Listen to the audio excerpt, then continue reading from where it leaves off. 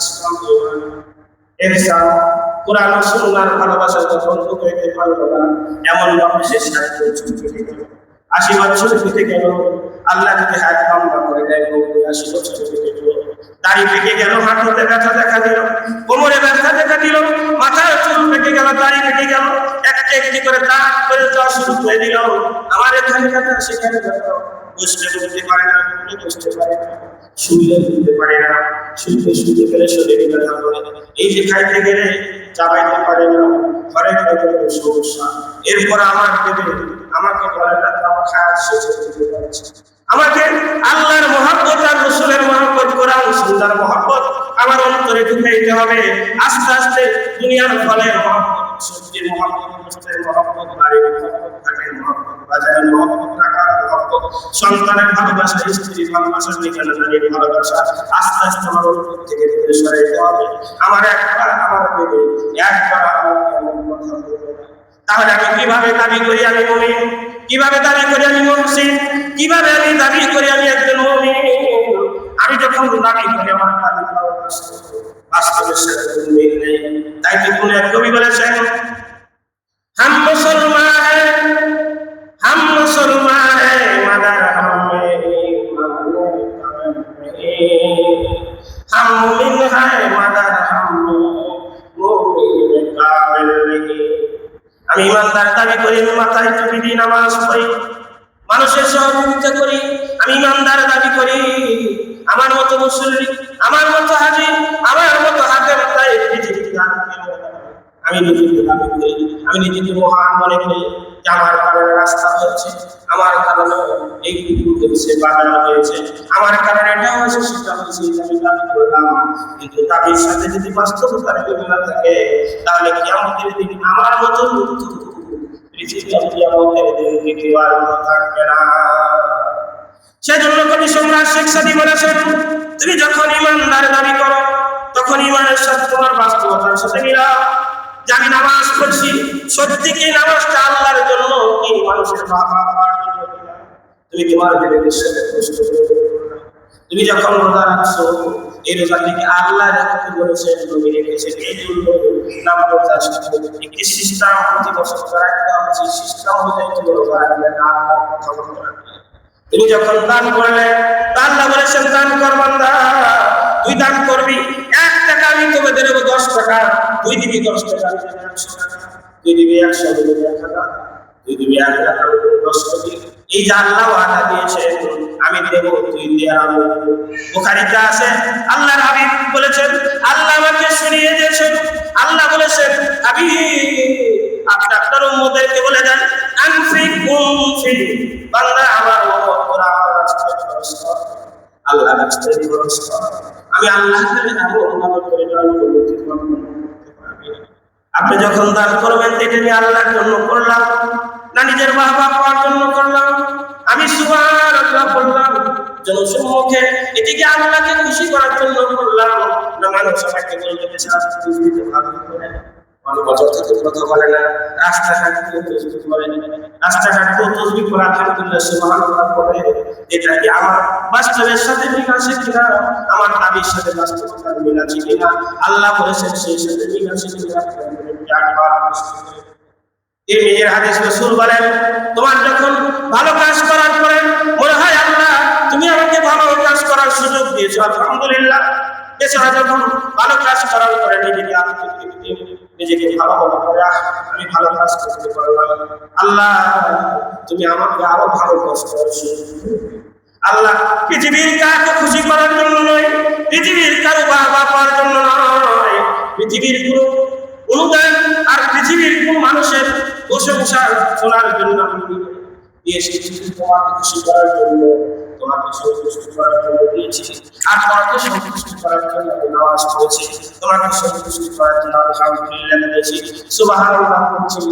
আপনার মতো হয়তো সুবহানাল্লাহ সত্য মনে হবে, কিন্তু এই সুবহানাল্লাহ আলহামদুলিল্লাহ যদি আল্লাহর জন্য হয়, মহান আল্লাহ যত বড় প্রতিদান আল্লাহ তত বড় দান করে দিবেন। তাই তো আমি অনেক সময় উদাহরণ দিতে গিয়ে বলি, মুসলিম শরীফের হাদিস, মান ক্বালা সুবহানাল্লাহ আলহামদুলিল্লাহ, মানুষ যখন একনিষ্ঠভাবে সুবহানাল্লাহ আলহামদুলিল্লাহ মুখ থেকে যখন আল্লাহ এত সওয়াব দেয়, এত সওয়াব দেয়, ফেরেশতার সওয়াব দেখতে শেষ করতে পারে না। ফেরেশতারা হয়রান হয়ে যায়, আল্লাহ তোমার বান্দা এই নাপাক জবান দিয়ে শুধু আলহামদুলিল্লাহ বললো আর সুবহানাল্লাহ, তুমি এত সওয়াব দিলে যে সওয়াবটা আমরা দেখে শেষ করতে পারছি না।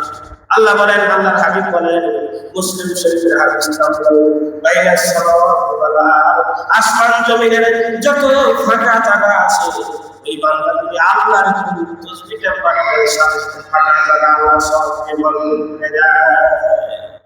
আল্লাহ ফেরেশতাদেরকে বলেন, দেখ তোরা ছেড়ে দে, আমার বান্দা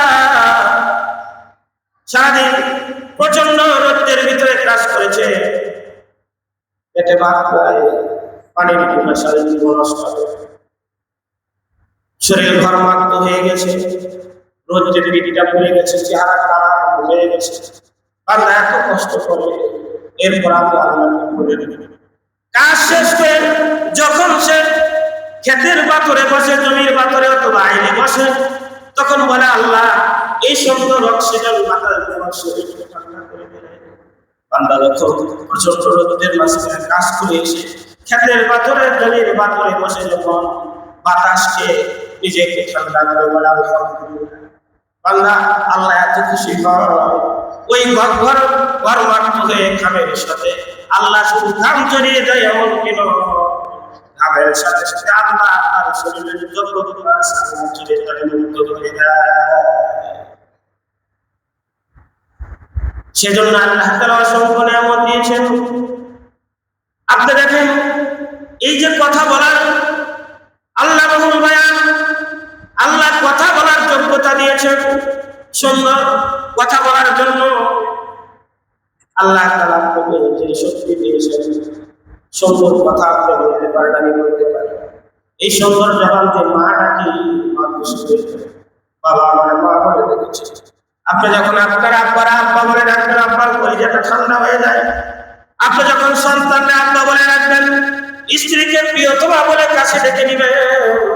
আপনি যখন মানুষকে যখন কথা বলে আকৃষ্ট করে নিজের দিকে নেবেন, তখন নিজের দিকে আব্বার কষ্ট করে দেখেন যে ব্যক্তি স্টপ করে কথা বলা বন্ধ হয়ে গেছে, যে ব্যক্তি কিছুদিন আগে কথা বলার যোগ্যতা ছিল, সক্ষমতা ছিল, সুন্দর সাবলীল ভাষায় সে সুন্দর করে কথা বলতে পারত, কিন্তু স্টপ করার কারণে তার জবানটা বাঁকা হয়ে গেছে, আর কথা বলতে পারে না।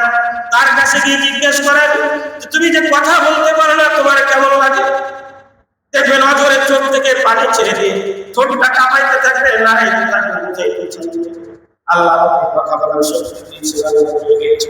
আমি কথা বলতে পারি না, আমি আমার মাকে মা বলতে পারি না, আমি আমার আব্বাকে আব্বা বলতে পারি না, সন্তানকে ডাক দিতে পারি না, ভাইকে ভাই বলে ডাক দিতে পারি না, আমি কোরআন সামনে নিয়ে তেলাওয়াত করতে পারি না, আমি মানুষকে সালাম দিতে পারি না। কথা বলার যে কথা বলার যে নিয়ামতটা ছিল, আল্লাহ নিয়ামতটা উঠিয়ে নিয়েছে। আপনি নিজের ভেবে একবার কষ্ট করে দেখেন এই কথা বলার যোগ্যতা কত বড় নিয়ামত। তাই তো কবি সম্রাট শেখ সাদি বলেছেন, কদরে নিয়ামত বাদে জাহান, আমরা এমন মাধব আর এমন নাগান আর এমন বেকুব, যতক্ষণ নিয়ামত আছে বুঝি না, নিয়ামতটা যখন চলে যায় তখন বুঝি আমার এই নিয়ামতটা কত বেশি। আপনি যখন এক সময় শক্ত থেকে শক্ত হাড্ডি আপনি কামড়িয়ে চূর্ণ বিচ্ছিন্ন করে হাড্ডির স্বাদ নিতেন, আর চূর্ণ বিচ্ছিন্ন করে ফেলে দিতেন, আর বলতেন না যদি হাড্ডির ভিতরে আরেকটু রস পারে মজা লাগছে।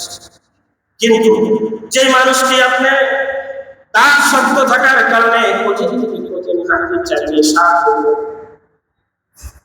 সেই মানুষটি আস্তে আস্তে যখন বয়স ভাগ হয়ে গেল, গরুর হাড্ডি তো দূরের কথা, দেশি মুরগির হাড্ডি তো দূরের কথা, পোল্ট্রির হাড্ডি চালাই খবর হয়ে যায়। এরপরে কি আপনার ভেবে আপনাকে একবার মারা যায় না? যেই দাঁতকে আমি কঠিন থেকে কঠিন হাড্ডি চালিয়ে সার দিতাম, সেই মানুষটি এখন পোল্ট্রি হাড্ডি চালাতে পারে না। এই দাঁতের শক্তি কে দিয়েছিলেন? কে নিলেন? তাহলে যে সৃষ্টিকর্তা দাঁতের শক্তি দিয়েছিলেন, সেই সৃষ্টিকর্তা এই দাঁতের শক্তি আবার নিলেন। সেই সৃষ্টিকর্তা আমার জৈবন দিয়েছেন, যে সৃষ্টিকর্তা আমার জৈবন নিতে পারে, যে সৃষ্টিকর্তা আমাকে সুস্থ রেখেছেন, যে সৃষ্টিকর্তা আমাকে হাসপাতালে নিতে পারে। আপনি নিজেকে একবার কষ্ট করে দেখেন, পৃথিবীর মানুষের তিনটা অবস্থা। আল্লাহ যাকে বুড়া করেছেন, তাকে বুড়া বৃদ্ধ বানিয়ে পৃথিবীতে পাঠিয়েছেন, বৃদ্ধ করে পৃথিবী থেকে নিয়ে এসে আল্লাহ যুবক করে পৃথিবীতে পাঠিয়েছেন, যুবক অবস্থায় তাকে নিয়ে এসেছিলাম। আল্লাহ শিশু অবস্থায় পৃথিবীতে পাঠিয়েছেন, শিশু অবস্থায় নিয়ে এসেছিলাম। আল্লাহ পৃথিবীর সমস্ত মানুষকে শিশু অবস্থায় পৃথিবীতে পাঠিয়ে নেওয়ার সময় কারো জীবন ফেলে নেয়, কারো বৃদ্ধ অবস্থায় নেয়, কাউকে তারই ভালো অবস্থায় নেয়, কাউকে তাই অবস্থায় নেয়। আল্লাহ তারা বুঝাইতে চায়, বান্দা তুই পৃথিবীতে যখন এসেছে সিস্টেমে এসেছে, যাওয়ার সময় কৌশল ভিন্ন হবে। হয়তো 8 বছরে চলে যাওয়া লাগতে পারে, হয়তো 10,